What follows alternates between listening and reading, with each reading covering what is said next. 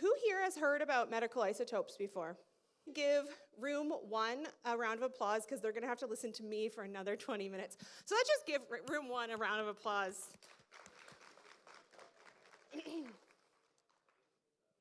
Okay, it's a process by which an electron is removed from an atom, which makes it then an ionized element. And what happens there is then it wants to do things. It wants to get another electron to make it the radiation, so those different kinds we learned about, that energy can then cause direct effects to our DNA through actually breaking parts of our DNA apart. So here you can see a double helix strand of DNA, and you can see how an electron can actually break it directly. The other way is by making free radicals or causing oxidative stress. That's a fancy way of saying it basically causes something that then goes and attacks the DNA. And that's done by, we learned about particle radiation. Particle radiation is both alpha, the big heavy one, and beta, which is an electron. Or the indirect damage is caused by X-rays or gamma rays. Again, that energy that moves through our bodies. So I'm going to tell you a story about Phineas Gage. And this will kind of help you understand what happens to our bodies when we are exposed to radiation. Now, Phineas Gage was a railroad worker, and he was building a rail line.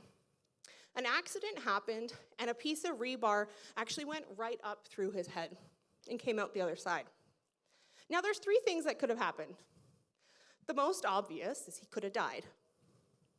The second is he could have lived, but been a little bit different.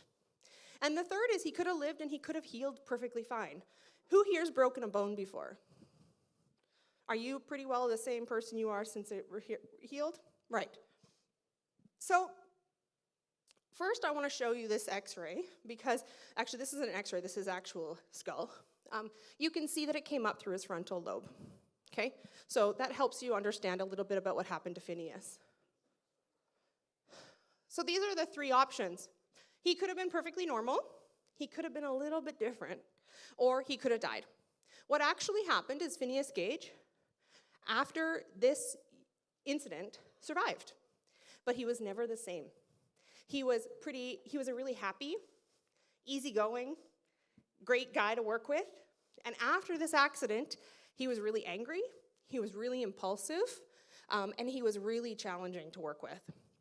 And this is because it went right through his frontal lobe, and that's that spot at the front of your head that controls your impulse control and your responses to things. This is exactly what happens when a cell is exposed to radiation. It can either be repaired to normal and be perfectly fine and continue functioning. It can cause damage and then have a completely fine repair and go back to normal. Or it could cause the cell to die.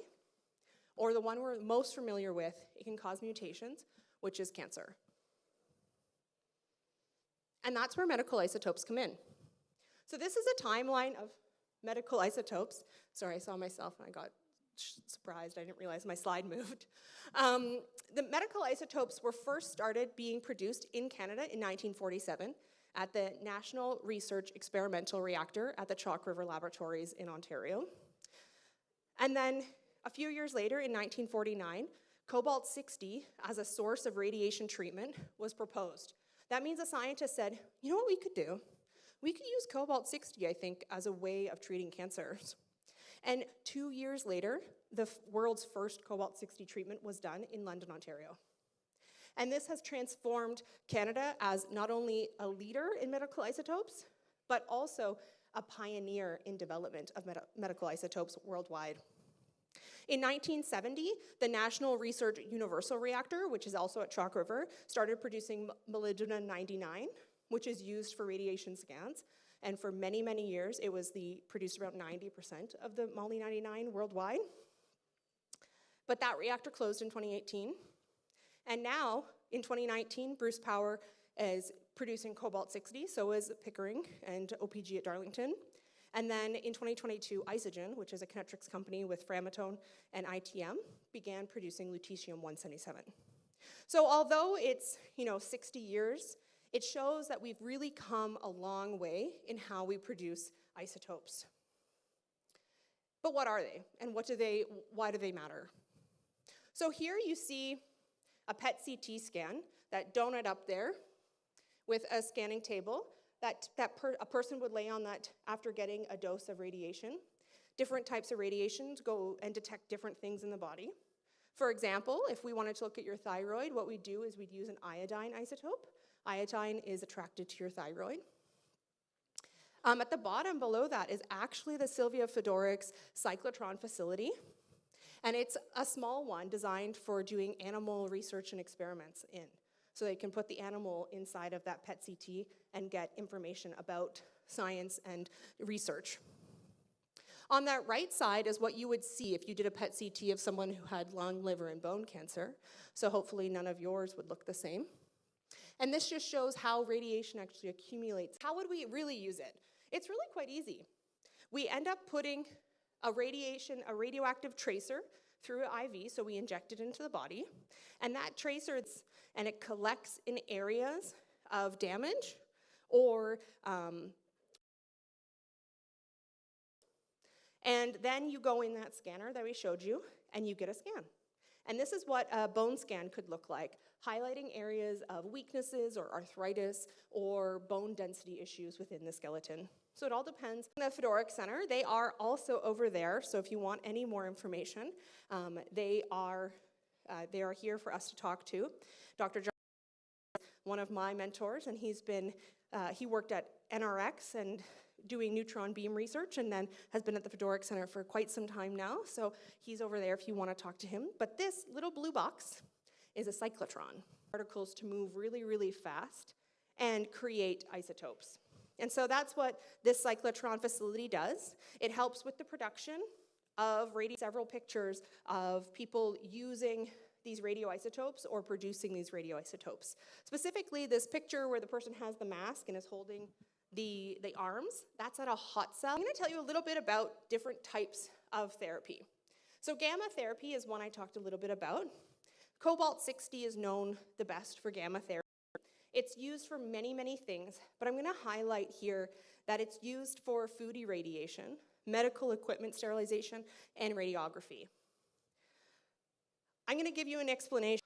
Radiation can be used to actually sterilize something. Because to them, if you add radiation to someone or something, I'm going to irradiate her right now in front of all of you.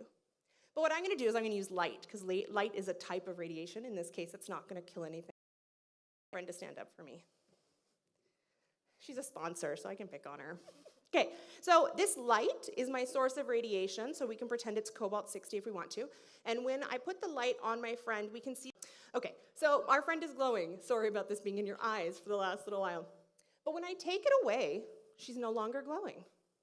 And that's because when I put, which is why it's so important for medical, so that we're not putting chemicals and such inside of the body when we're doing medical procedures. Gamma therapy is also, you are going to get blasted by radiation, which also meant that you were going to damage the tissues surrounding you. So for example, if I had a tumor on my hip, the tissue around that tumor. And so what we've done over time is figure out how can we best utilize radiation to target only the cancer. So now what we do when we're doing, say, brain cancer treatments, we have the helmet that they do, and then the beam actually goes quickly around the head to minimize the damage outside, and it is also known as the gamma knife for brain tumors. Okay, most people don't know about neutron therapy, so you are now after this.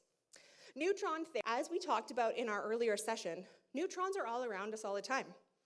But they don't actually cause any damage to us, and they don't affect us unless they're targeted. And that's what neutron therapy is. Good job, room one. But if you then put that boron into a tumor and you bombarded it with lots of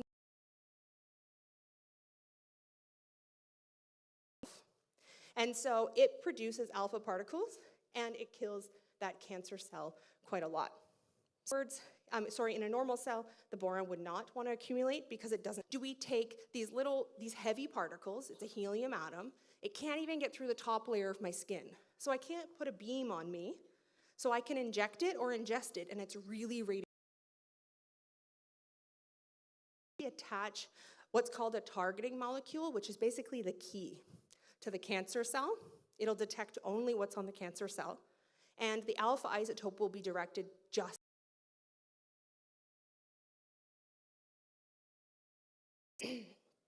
shows how effective alpha particles can be. So that first picture on this side, left, is a cancer. 3 treatments of a beta emitter, lutetium-177. You can see the cancer continued to get worse and progress. And then they received 3 treatments of actinium-225, which is an alpha emitter. And you can see here that their cancer is virtually gone. Why this is important is because actinium-225 is the future for so many different, and so people around the world are working very, very hard to get alpha therapy in and getting recognized sources and available sources. One of the things done in the country. So, do you have any questions?